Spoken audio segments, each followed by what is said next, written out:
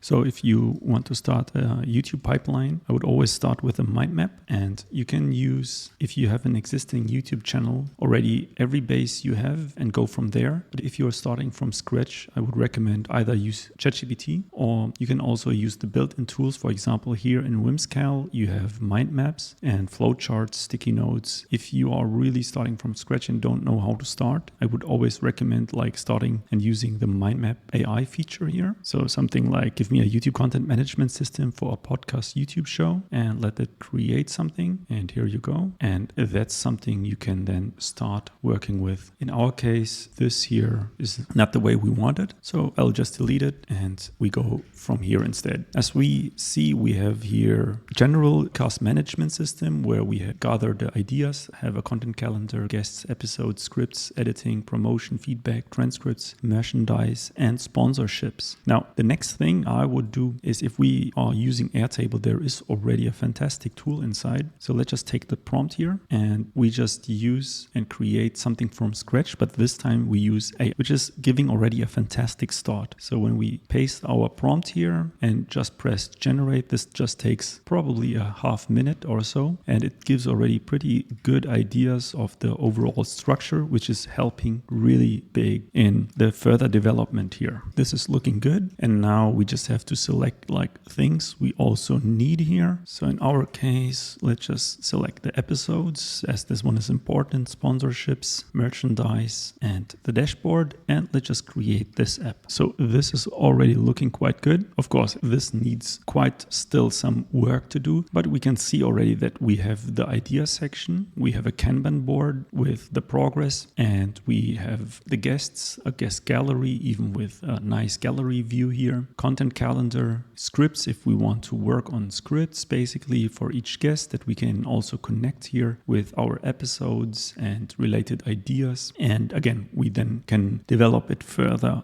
along the way, but this here saved us already a lot of time. So when we are going from section to section, this is already like really good, and it already includes even like the basic graphs here for specific values we are looking for. Now, in the center, the episode table might be the most important table. So let's just put it maybe up here, or we just leave it here. Now we have two options to go from here. So this is something I customized on my end. Like, this was not created by the AI, just a simple table that we called all tables. And I've installed a script here. What the script is doing is going through each record here and list down every property that we have for every table. So we have here, like on the back end side, the content calendar with a release date, a status, ideas, and so on. As I said, this is a great starting point, but unfortunately, this is something which definitely could be improved by quite a lot. Now we have two options. Either we just go straight into Airtable and we go straight to ChatGPT. And for example, we could use a custom GPT and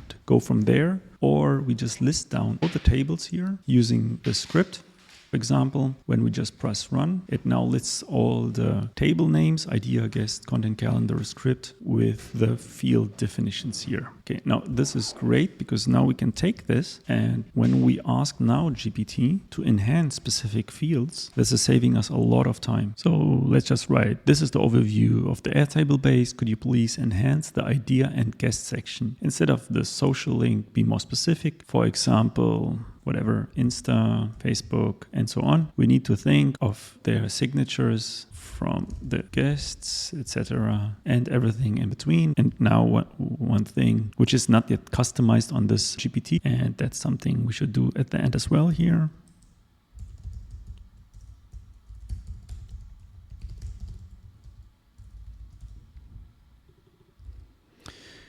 So that we really have the same input. Now, when we render everything out here, we can just take the outcome and copy it into the clipboard. And what we can do is just update the existing field definitions here from the ideas part. So let's just paste this one. And as we can see, we went from this amount of tables of fields to this here. So quite a lot more.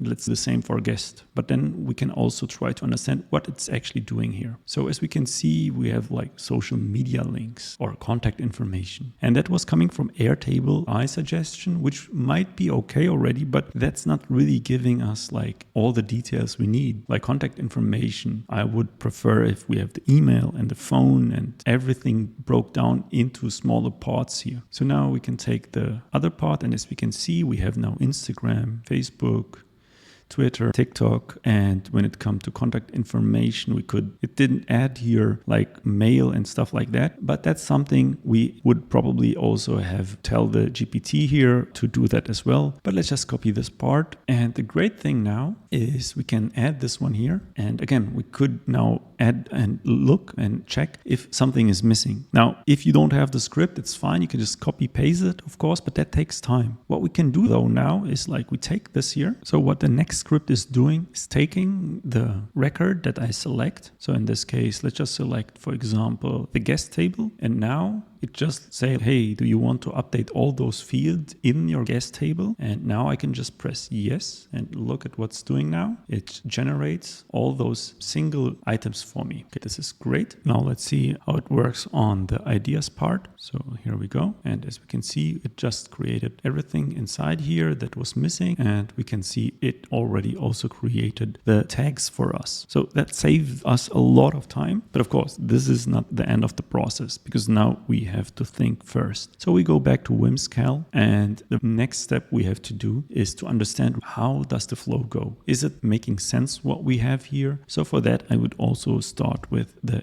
flowchart built in here. So we can just prompt something simple here, explaining what we want. And now we can generate the perfect flow. So here we have the content idea basically, and it can help. Then we select the guest. We develop the script based on the guest and the topic. Then we schedule it, we record it, we have post-production, schedule any promotional stuff, doing like any brand opportunities and link affiliate marketing. So this is already looking good. Keep in mind that those suggestions are the basics, and you go from there in specific of your needs. Now this is pretty good. I would keep it now. We go now to the next item, and this is something you can always ask ChatGPT to write something for you. Hey, based on this idea, could you write a sequence diagram to see how the sequence would flow? And then also here, so then we got something like this here. And if the long description is not working, we can always ask GPT to shorten this up, and we should have something like a nice sequence diagram, which helps us at least to understand how the flow is going. And again, this is coming from AI, so we shouldn't trust this 100%, but it's giving us already a pretty damn good starting point. So we went from here